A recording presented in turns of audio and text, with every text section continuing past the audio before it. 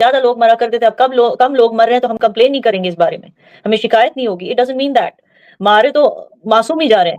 मुझे पता है कि ये प्रोवोकेशन क्यों होता है पाकिस्तान की तरफ से बार बार, एंड पाकिस्तान हर एक चीज बता देता है कि पहले से पाकिस्तान से जो भी पाकिस्तान को रिप्रेजेंट करते हैं, जो पॉलिटिकल शोज पे आके वो यही कहते हैं कि देखें जी पहले से वॉर्स कम हो गई हैं, पहले से जो तनाव था वो पहले ज्यादा था पहले के सालों में, अब कम हो गया है, मतलब हिस्ट्री में ज्यादा था अब कम हो गया ये वो, but it's still going on.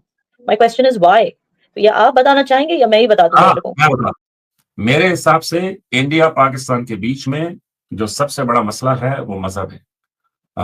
जो मुसलमान हैं और जो हिंदू हैं, ये it's very difficult for me to say. मैं इसको इतना स्टडी नहीं करता था, ना इसको इतना समझता था, तो लेकिन मतलब आप ये मैंने मानते हैं कि मजहब को लेके जो नफरत है, सुनिए नहीं सुनिए, नफरत मजहब को लेके पाकिस्तान में जो नहीं, मजहब को लेके नफरत है वो देखें ना, मतलब आप कश्मीरियों के साथ जो मोहब्बत है आप लोगों को उससे ज्यादा है।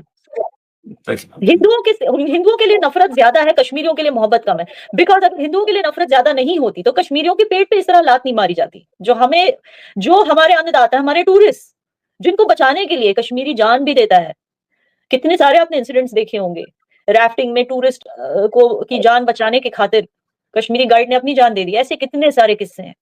अच्छा, उस पहलगाम अटैक में भी जो वहां पे कश्मीरी टूरिस्ट गाइड्स मौजूद थे, वो टूरिस्ट को अपने कंधे पर लेकर यहाँ वहां मतलब उनको बचाते फिर रहे थे, टेररिस्ट के साथ खुद भिड़ गए थे अपने टूरिस्ट को बचाने के लिए। हमारे पेट पे लात मारने का क्या मतलब है कि हमसे जितनी मोहब्बत आप लोग क्लेम करते हो कि कश्मीरी से मोहब्बत है, वो मोहब्बत कम पड़ गई हिंदू से नफरत के सामने। हिंदू से नफरत ज्यादा है, कश्मीरी से मोहब्बत कम है। This is what it means, right? What do you अब थिंक? मैं जवाब, हाँ, देखें, आपके वो अब्दुल्ला साहब थे ना जी, जिन्होंने राजा हरी सिंह के साथ मिलके हिंदुस्तान की फौजों को ये असिस्ट किया कि वो कश्मीर में उतरें, और फिर ये जो आज कश्मीर हिंदुस्तान के पास है वो अब्दुल्ला साहब थे ना जी। तो वो हाँ फिर तो शेर कश्मीर कहलाए ना। तो आज आप फिर बाद में वही अब्दुल्ला साहब भड़क जाया करते थे कि जब हिंदुस्तानी जर्नलिस्ट उनसे ये पूछते थे कि आप बताएं आप पाकिस्तान के साथ हैं या हिंदुस्तान के साथ, और फिर वो चीखते थे कि भाई तुम किस तरह का सवाल कर रहे हो कि तुम मेरी हिंदुस्तान के साथ लॉयल्टी को तुम अभी भी क्वेश्चन कर रहे हो। और आज जी, देखिए ना कि वो शेर कश्मीर जो था, उसका शेर जो है ये आप हटा रहे हैं ना यूनिवर्सिटीज के नामों से, पुलिस के मेडल देखिए से, जनाब, बाकी। यही तो बात है ना, यही तो बात है। अगर किसी, देखिए आप फिर पुरानी बातों में जा रहे थे, बाहर वो मैं 2019 की मैं 2070 की मैं बात आप करी, आप और पीछे चले गए। मतलब ना 40s 50s की बातें ना करें। देखिए जाहिर बात है, मेरा किसी जगह अगर टेररिज्म होता है तो हमें अपने भी लोगों को ब्लेम करना होता है कहीं ना कहीं कि हमारा इंतजामिया, गवर्नमेंट इंतजामिया में, अरेंजमेंट्स में, सिक्योरिटी में कहीं ना कहीं कोई चूक होगी। Which is why fingers were pointed to Abdullah Sahab, क्योंकि he was the chief minister at that time. तो उनसे तो पूछा जाएगा ही ना कि कैसे कैसे हो गया ये इस तरह जो पंडितों पर अटैक्स होने लगे थे, जो उनका एक्सोडस हो गया था, किस तरह हो गया था। आप जब सीएम थे उस टाइम की बात है, आप 2 दिन के लिए निकल लिए, ठीक है ना, आप उसी 2 दिन जब आप यूके चले गए थे, उसी 2 दिन में इतना सब कुछ हो गया, कैसे हुआ? मतलब वो बिल्डअप तो पहले से हो रहा था, जब आप सीएम थे तभी से तो बिल्डअप हो रहा था। आपकी निगरानी में जब कश्मीर को छोड़ा गया था तो कश्मीर में इस तरह से टेररिज्म कैसे हुआ? लोग तो फिंगर पॉइंट करेंगे ही ना। whoever is in charge is going to get blamed. That's what I'm saying कि हमारा political instability हो जाता है, economic instability हो जाता है because of these kind of provocations from Pakistan. तो अगर आपको हिंदुओं से नफरत है, लेकिन हमसे क्यों नहीं इतनी मोहब्बत है कि हमारा प्रोग्रेस क्यों नहीं, हमारी तरक्की क्यों नहीं देखी जाती? I have the answer to that. आपने अभी तक उसका असली जवाब नहीं दिया। आप चाहे तो मैं खुद दे दूं। मेरी मेरी नहीं, आप बोले, मैं जब आप पूरी अपनी बात कर लें तो फिर मुझे बताइएगा, मैं भले 20 सेकंड मुझे दें, मैं बड़े थामुल से आपकी बात सुनना चाहता हूँ। देखिए, आप ये कह रही थी कि मैंने खुद वो वीडियोस देखी हैं कि जिसमें कश्मीरी जो हैं वो आगे बढ़ के टूरिस्ट को बचाने की कोशिश कर रहे हैं, वो आगे बढ़ के, क्योंकि जाहिर है उनका रोजगार है, चीजें हैं, सब कुछ है, फिर वो, लेकिन देखिए ना, मुझे बड़ा अफसोस होता है कि उसके बाद उन्हीं कश्मीरियों के घर गिराए जाते हैं, फिर उसके बाद वही सारे कश्मीरी खौफजदा हो जाते हैं, फिर उसके बाद फिर वही सारे किनके घर कश्मीरी जो गिराए? है, किनके घर आपको गिराए? पता है कि कश्मीर में पांच किनके घर मरला गिरे लैंड हैं। फ्री में, 5 मरला लैंड फ्री में बांटी जा रही है कश्मीरियों को जिनके पास खुद की जमीन नहीं है। किसके घर गिराए जा रहे तो पहलगाम के बाद कोई कश्मीर में घर नहीं गिराया गया। हैं? देखें, जहां पर, वही तो मैं कह रही हूँ, शक शुबा के अंदर जब आ जाते हैं लोग तो उन पर उंगलियां उठती है, जस्ट बिकॉज वो उस एरिया में, उस दायरे में रहते हैं। कोलैटरल डैमेजेस होते हैं, ये सब पहले तो नहीं हो रहा था ना अटैक से पहले। मतलब तो फिर अटैक एक और करके चीज़ तो है ना, हमें इस तरह के, that is one more collateral damage कि हमें कॉर्डन एंड सर्च के अंदर आ जाना पड़ता है, फिर हमारे घरों में घुस के छानबीन की जाती है। ये सब चीजें हमारे ऊपर बीती है, एंड नॉट बिकॉज हमारी किसी डूइंग की वजह से, अनडूइंग की वजह से, इट्स बिकॉज बाहर से लोग आकर यहाँ पर तफरी मचाते हैं, उस वजह से वी गेट इनटू ट्रबल। वही तो मैं पूछ रही हूँ, क्यों ये प्रोवोकेशन, क्यों? Is it just मजहब? Are you sure? Are you sure रजा साहब के it's only मजहब? आपकी बात में ही आपका जवाब है कि जरा सा पत्ता हिलता है और आप सब खतरे में पड़ जाते हैं। क्यों? कि आप पे एतबार नहीं है। कोई प्रॉब्लम तो है ना जिसकी वजह से आप पे एतबार नहीं है। फिर वो आपके जर्नलिस्ट माइक ले लेके रजा साहब, ये बहुत ही कन्वीनियंट चीज बता रहे हैं आप, लेकिन नैरेटिव को ट्विस्ट मत कीजिए। यही चीज बिहार में भी होती है, क्योंकि वहां नक्सलियों का डर, वहां नक्सलियों का जो है खौफ है, जो भी आप कह सकते हैं। But let me also tell you, नक्सलियों का आप लोग टॉपिक खींचते हो बीच में बताने के लिए कि हर कोई इंडिया से परेशान है। लेट मी टेल यू, नक्सली जो है वो इंडिया के खिलाफ नहीं है, उनकी प्रॉब्लम्स है गवर्नमेंट ऑफिशियल्स के साथ। बट व्हाटएवर, उनकी वजह से वहां भी कॉर्डन एंड सर्च होता रहता है। बिहार में सारे हिंदू रहते हैं ना, वहां भी तो कॉर्डन एंड सर्च होता है। कॉर्डन एंड सर्च किसी का मजहब देख के या किसी की स्टेट देखकर नहीं की जाती कि ये कश्मीरी है, हमको इस पे भरोसा नहीं है तो हम कॉर्डन एंड सर्च करेंगे। जहां पर टेररिज्म होता है, जिस इलाके में होता है, वहां के सारे लोग आंसरेबल हो जाते हैं। It is part of the security protocol, you can't help it. वही तो हम पूछ रहे हैं, हम जो लोग प्रोवोक करते हैं उन्हीं को हम ये सवाल पूछ रहे हैं, क्यों प्रोवोक करते हो, क्या मिलता है? असली जवाब अभी भी आपने दिया नहीं। आपने कह दिया कि it is part of the security protocol. ऐसा नहीं है। अभी आप ये देखिए कि अगर लाहौर में कोई इंसिडेंट होता है तो आप क्या समझती हैं कि पूरा लाहौर आंसरेबल है? लेकिन जब आप एक खास कम्युनिटी को उनकी रिलीजन की बुनियाद के ऊपर टारगेट करें तो फिर वो इशू बन जाता है। जब पहलगाम का वाकया हुआ, आप मुझे बताएं कि अगर कोई प्रोवोकेशन कर रहा था तो उसको क्या जरूरत थी कि वो कहे कि जी कलमा पढ़ के सुनाओ? क्योंकि देखिए it doesn't make sense logically कि जी क्यों कलमा पढ़ रहे हो, क्यों, कैसे इट मेक्स सेंस? कलमा कहा, वो पूछ रहा था कि आप हिंदू हो या मुस्लिम हो, जैसे पता चला हिंदू है तो उसको मार देते थे। तो वो उसके ऊपर ये भी था कि जी वो कलमा भी सुनते थे। तो क्यों, मतलब अगर किसी ने प्रोवोकेशन किया है और वो उसको इंडिजिनस साबित करना चाहता है, मतलब अगर मैं प्रोवोकेशन कर रहा हूं तो मैं तो ये साबित करना चाहता हूं ना कि ये कश्मीर के अंदर से वो तहरीक उठ रही है, तो उसमें मैं कलमे क्यों सुनूंगा? No, I didn't get why are you finger pointing at me?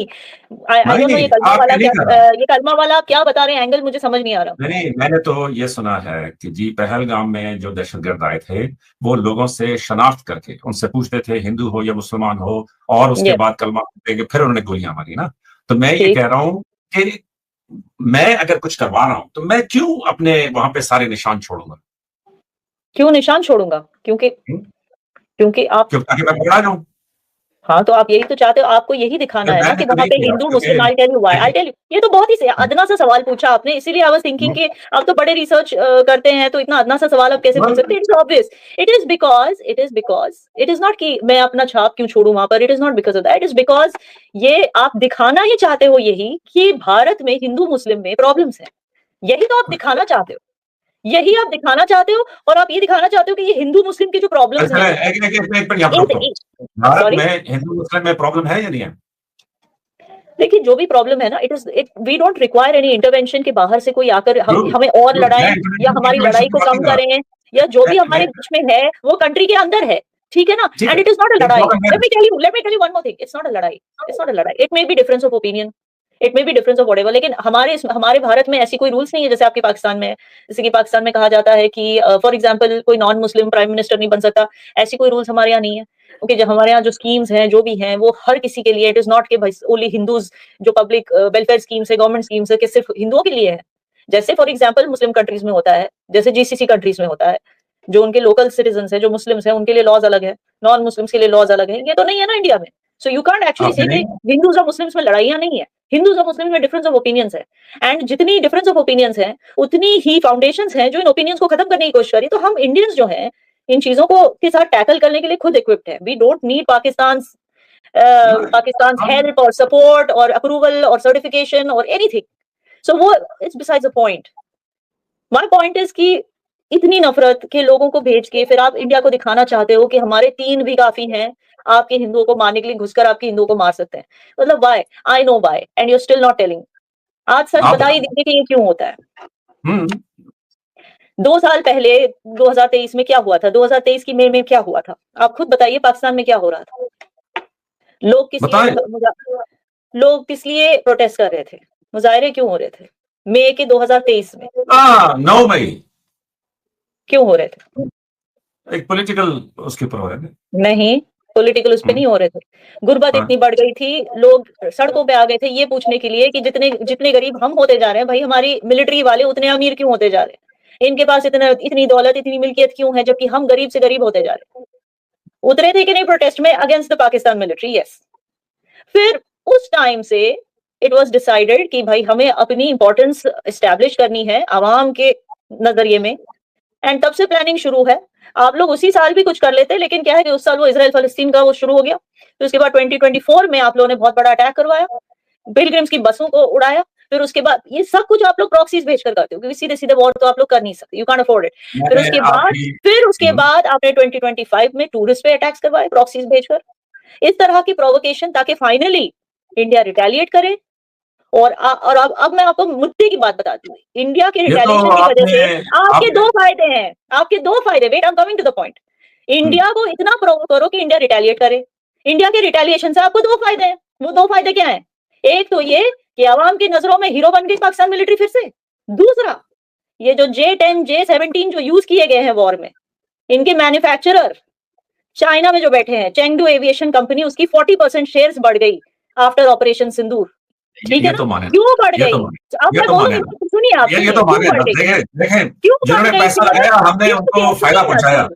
सुनिए, तो live war combat is the best place for a demo of your defence equipment. और कितनी सारी कंट्रीज ने डिफेंस इंपोर्ट्स बंद कर दिए थे चाइना से, लेकिन जैसे ये वॉर हुआ, J-10 और J-17 की जो पब्लिसिटी हुई फाइटर जेट्स की, कि चाइनीज डिफेंस कंपनी के शेयर्स बढ़ गए, उनकी सेल्स बढ़ गई। ठीक है ना? तो आपने एक तीर से दो निशाने किए, और हमारे सर पे यहाँ पाकिस्तान नहीं लिखा है कि हम ये चीज नहीं जानते थे, इसीलिए हमने वॉर बंद की। ट्रंप के बोलने से वॉर नहीं बंद की। $39 ट्रिलियन कर्जे में डूबा हुआ यूएसए हमें क्या टैरिफ की दुहाई देगा? हमें क्या धमकाएगा ट्रेड को लेकर? खुद को इतना ट्रेड डेफिसिट जो लगा हुआ है, ठीक है, वो हमें बोलेगा। अरे ट्रंप की जो ऐसी नीतियां है ना, आजकल कोई इसको सीरियस ही नहीं लेता है। क्या नीतियां है उसकी? ठीक है ना? कनाडा में कोई टीवी पे एडवर्टाइजमेंट उसको पसंद नहीं आ गया तो कनाडा पे 10% टैरिफ हाइक कर दिया। अच्छा, उसका कोई दोस्त ब्राजीलियन प्रेसिडेंट, उसके ऊपर ब्राजीलियन गवर्नमेंट ने केस किया तो ब्राजील पे 50% टैरिफ बढ़ा दिया। पहले से ही हम पर टैरिफ का वो ऑलरेडी वो जो तलवार, जो वो कहता है कि तलवार है, मेरी टैरिफ की तलवार लटक रही। रशिया से तेल लेते हैं, इसलिए ऑलरेडी उसने हमें धमकियां दे रखी थी कि हम टैरिफ बढ़ाएंगे। लेकिन जब जो भारत टैरिफ के डर से रशिया से तेल लेना बंद नहीं करेगा, वो भारत, वो क्या अमेरिका के टैरिफ के डर से पाकिस्तान के साथ वॉर रोक देगा? नहीं। वॉर रोकने का सिर्फ यही मकसद था कि हम जानते थे, हम नहीं चाहते थे कि हमारे खर्चे पे चाइनीज डिफेंस कंपनीज का कोई ये फायदा हो या पब्लिसिटी हो। और दूसरी चीज, हम भी ना सिविलियन डैमेज चाहते हैं और ना हम चाहते हैं कि किसी भी तरह का इकोनॉमिक इंपैक्ट हो आम लोगों को, क्योंकि वॉर से इकोनॉमिक इंपैक्ट आम लोगों को भी भुगतना पड़ता है। तो बहुत सारे कंसिडरेशंस, ये प्रिसिजन स्ट्राइक्स थे। It was not meant to be a war, क्योंकि हमारी जो वॉर है पाकिस्तान के साथ नहीं, हमारी वॉर टेररिज्म के अगेंस्ट है। और पाकिस्तान से बार बार हम यही रिक्वेस्ट करते हैं और अच्छे से करते हैं, और यही वो कहते हैं ना, हम बार बार यही धमकी भरी गुजारिश करते हैं कि प्लीज अपने टेरर इंफ्रास्ट्रक्चर को खत्म करो। जी देखे ना, फिर आप हमारा काम तो माने ना जी कि 9 मई में शुरू हुआ, 2 साल की प्लानिंग की, चाइना को भी अमर कर दिया, आपको भी अमर कर दिया, ट्रंप साहब भी अमर हो गए, माने ना फिर ये याना जी, ये तो माने ना फिर, हमारे कुछ गुण तो मानिए ना। क्या मानो? कश्मीरी की इकोनॉमी तो खत्म हो गई है, फजीती हो गई हमारी। ठीक है ना? वो तो जो ट्रंप की आप बात करते हो ना, ट्रंप के टैरिफ से सबसे ज्यादा जो नुकसान है वो अमेरिका को ही हो रहा है, और किसी देश को नहीं हो रहा है। सबसे ज्यादा वहां पे इन्फ्लेशन बढ़ने लगे हैं, ट्रेड डेफिसिट कम होने का तो छोड़िए, वहां पे इंपोर्ट स्टॉक पाइल की वजह से ट्रेड डेफिसिट और बढ़ गया उनका। ठीक है ना? कई सेक्टर्स में जॉब लॉसेस हो गए, तो अमेरिका का हमें कोई डर नहीं, हमें पता है it's a matter of time, वो फिर से रिवर्स हो जाएगा। बट आप सोचिए, इंडस वाटर ट्रीटी के सस्पेंशन की वजह से पाकिस्तान पे कितना नुकसान हो सकता है, ये आपने सोचा है? चलिए, आप कश्मीरी का ना सोचें, आप हिंदू का ना सोचें, आप पाकिस्तानियों का तो सोचिए, पाकिस्तान पे कितना इसका असर हो रहा है इस तरह की प्रोवोकेशंस की वजह से, just because the military wants to have good relations with China. Come on, एक आम पाकिस्तानी पे कितना असर होगा, आप बोलना चाहेंगे इंडस वाटर सस्पेंशन की वजह से? देखिए जी, एक तो वो आप सस्पेंड कर नहीं सकते, आप खुद ही खुश हो रहे हैं, बस ठीक है, हम भी आपको खुश होने दे रहे हैं। वो इसी तरीके से है कि भाई कोई कहे कि जी बस ये इस तरह है तो बस इसी तरह है। आप अपने निजाम कह रहे हैं कि हमने ट्रांसपेरेंसी करना छोड़ दिया है, हमें आपको ट्रांसपेरेंटली बताना पड़ता था ना कि कहाँ पे कौन सा प्रोजेक्ट बन रहा है, कहाँ पे क्या हो रहा है, फ्लो कितना है, क्या है, वो सब खत्म हो चुका है, ट्रांसपेरेंसी खत्म हो चुकी। इससे आपका नुकसान मैं बताती हूँ क्या हो सकता है। आपकी पावर जनरेशन में 25% यानी कि लोड शेडिंग 25% बढ़ सकता है, 25% लोड शेडिंग बढ़ सकता है। 40 मिलियन पाकिस्तानी शहरियों को पानी की किल्लत हो सकती है। 120 मिलियन पाकिस्तानियों को फूड सिक्योरिटी में प्रॉब्लम हो सकता है, क्योंकि 15 से 20% फसल आपकी उसका नुकसान हो सकता है। ये सब हो सकता है, लेकिन आपको नहीं पड़ी है, बिकॉज मिलिट्री जो है पाकिस्तान की वो सिर्फ अपना मुनाफा देखती है। पाकिस्तान